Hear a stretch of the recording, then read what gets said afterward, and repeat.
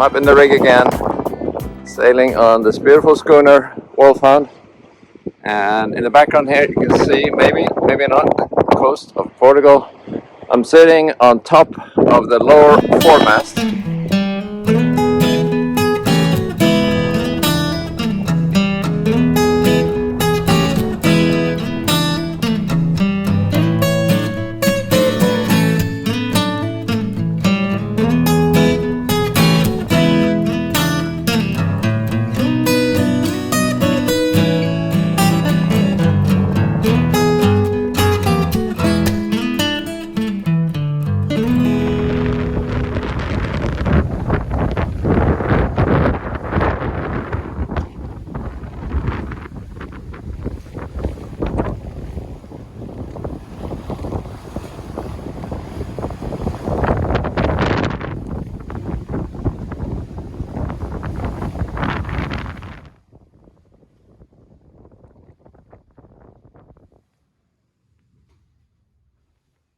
Yep, it's filming. Is it? Oh, it's filming.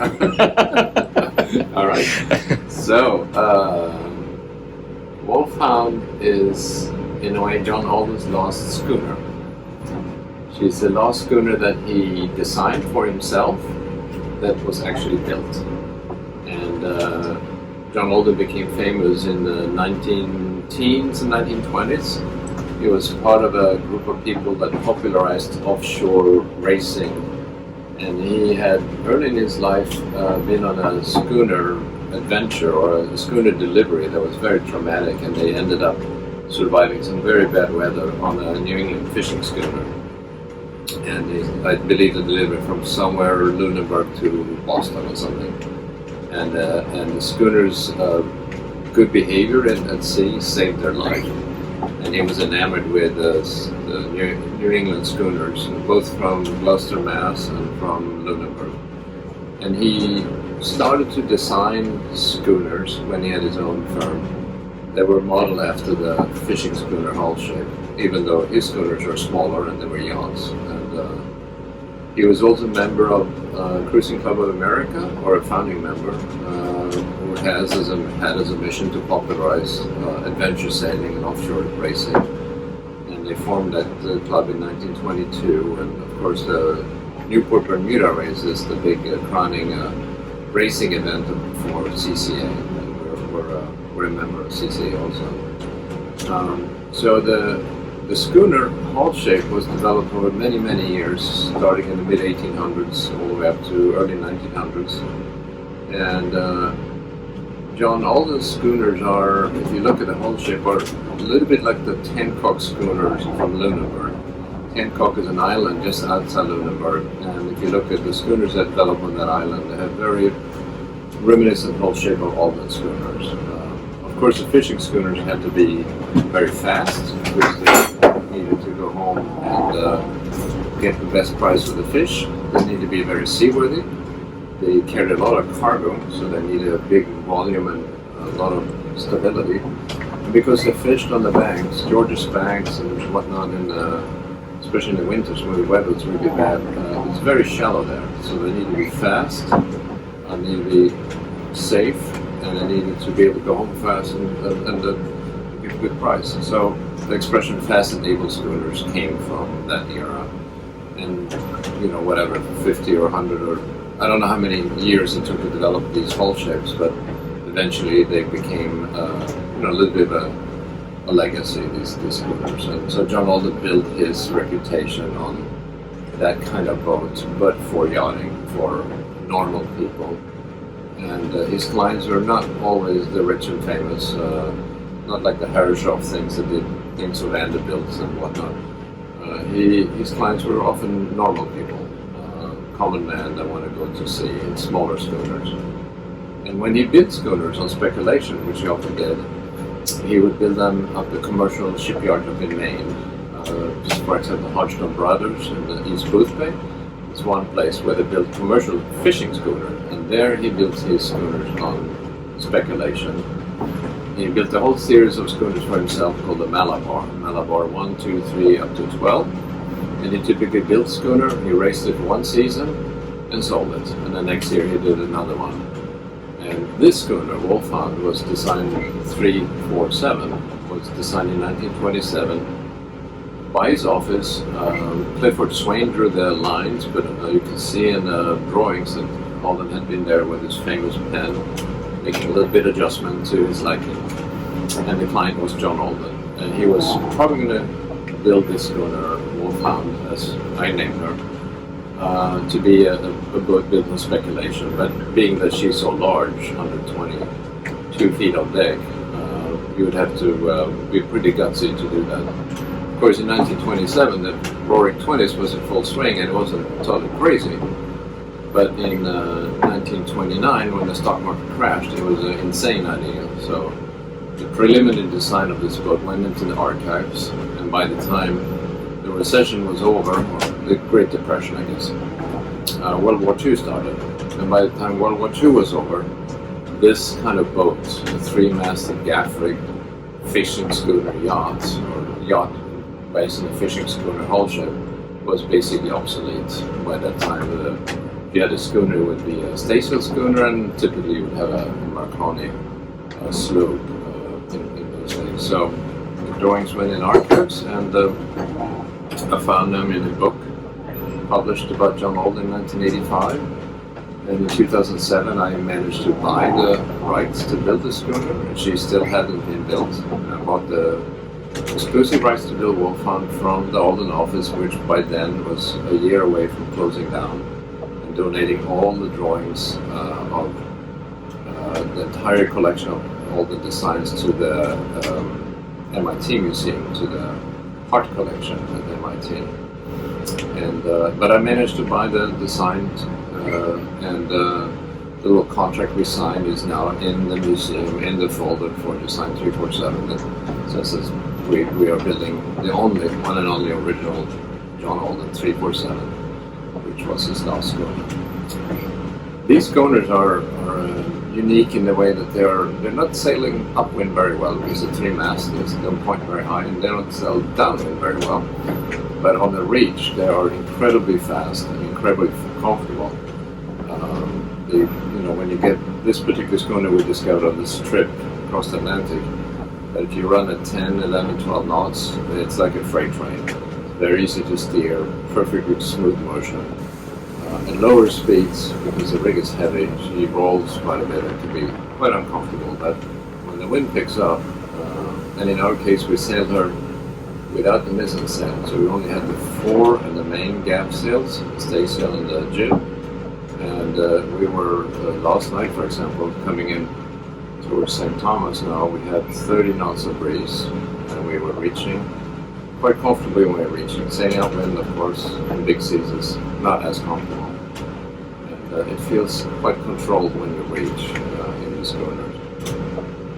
So it's a very unique boat. It's a full displacement boat, and she's very pretty, of course, extremely pretty to look at, but is also very seaworthy if you handle her right with the right set of sails and don't try to do things that you might want to do with a modern sloop. So, yeah, so that's Wolfhound, her maiden voyage from Wilhelmshaven, Germany to St. Thomas in U.S. Virgin Islands. We left January 10th.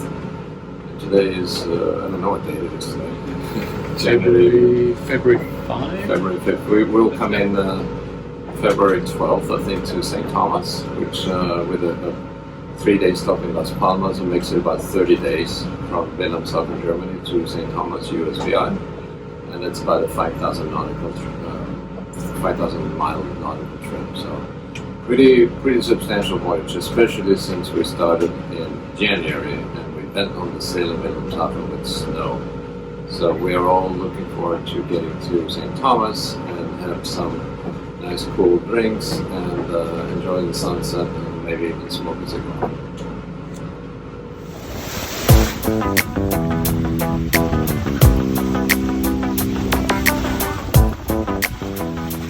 So we are on Wolfhound, and Peggy is going to tell me. What are you going to tell me? What made the biggest impression on you? The biggest impression for me is that everybody stays outside in bad weather and steering and watching and not afraid. And what was the most beautiful moment so The far? most beautiful moment was the next morning after very bad weather at night. The sun is shining, dolphins outside. You like the dolphins? Yes, I like the dolphins very much. Yeah. But I miss the dolphins. Yeah. Not so much here. Yeah, they should come soon. We're almost over, but 1,000 miles to go. We will see. I hope so. Yeah. Okay, and I won't ask you about the worst moments because we're making a promotional video. Oh, for me it was a lot of bad moments. In the gallery. Oh, yes. Oh.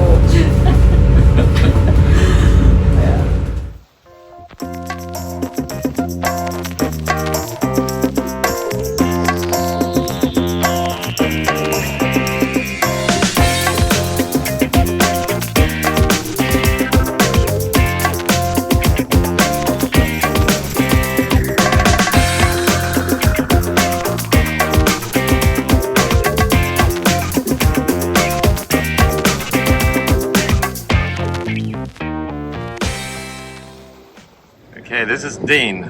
Dean, how was this trip for you? Authentic. Authentic. What was the worst moment? The worst moment was the best moment, and that was hanging on for dear life at the helm at about 30 knots of wind, going 10 knots with green water rolling off the bow, and nobody else on deck for sure. There was a captain that was cowering in the pilot house. You're an animal, Dean.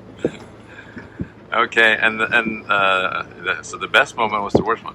Okay, what else? The worst part was the first 24 hours getting out of the North. Actually, the first 72 hours getting out of the North Sea. But you always look at things in a better light a month later. Yeah, exactly. Time heals all wounds. Absolutely. Glad to be here.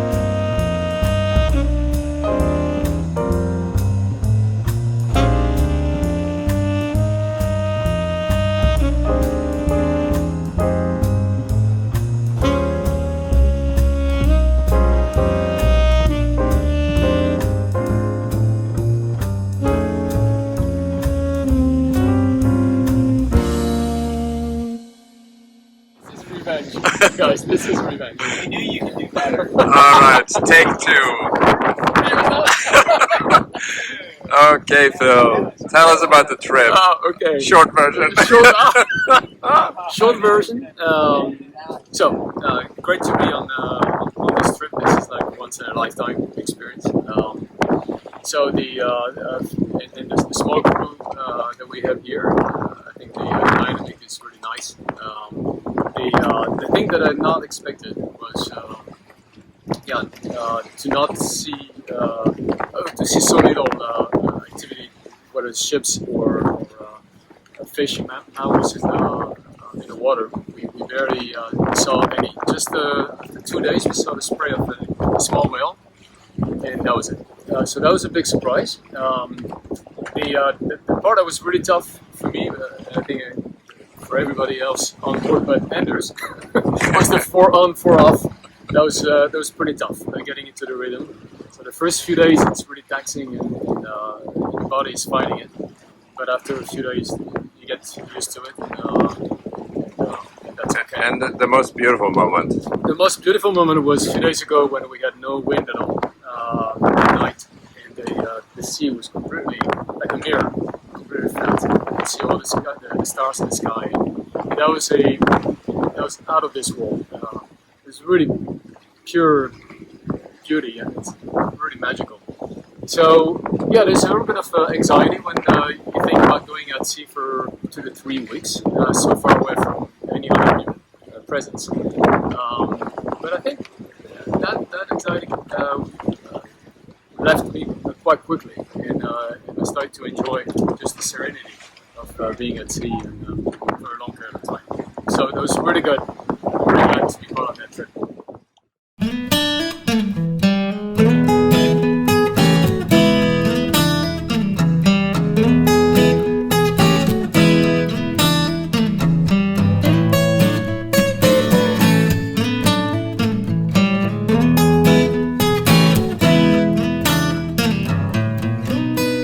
right, Dan, so we have 100 hours to go to Charlotte Amalie.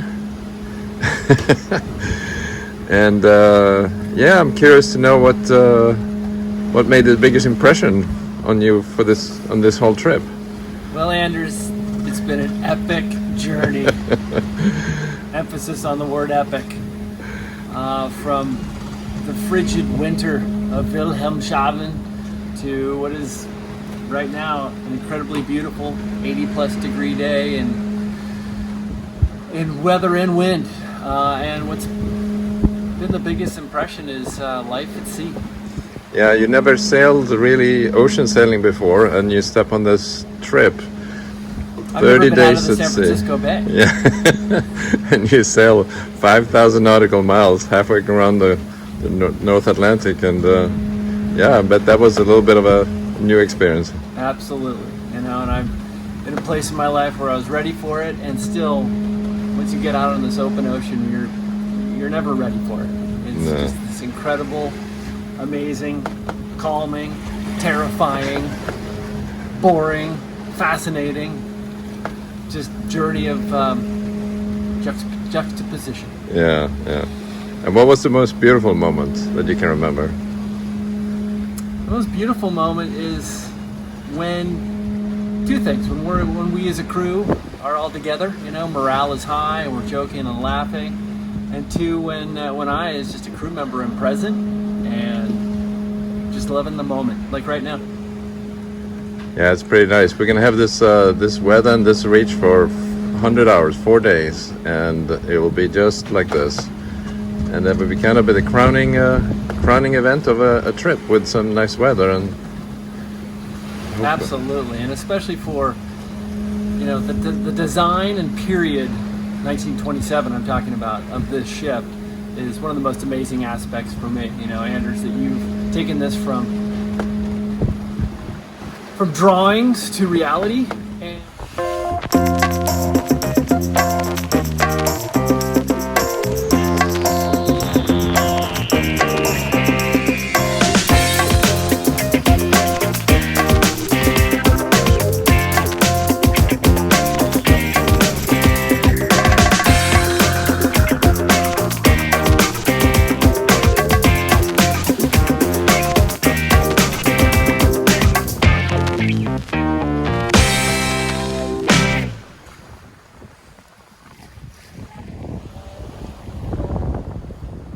now because Corona.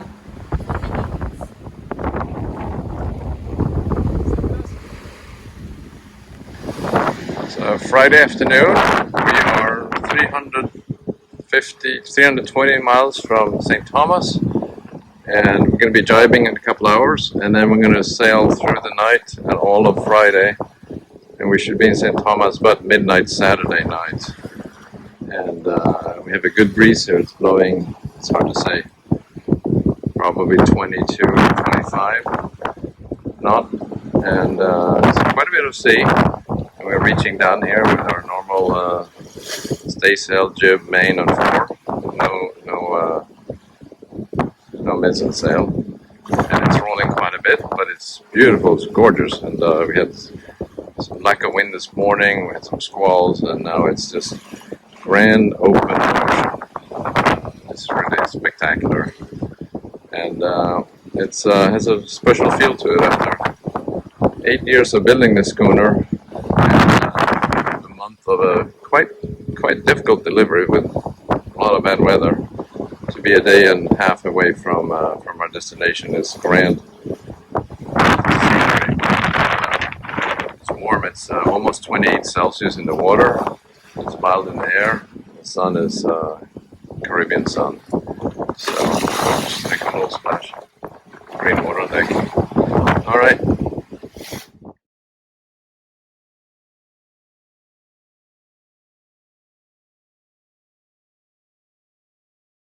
Okay. I've dreamed of this, Captain, for months!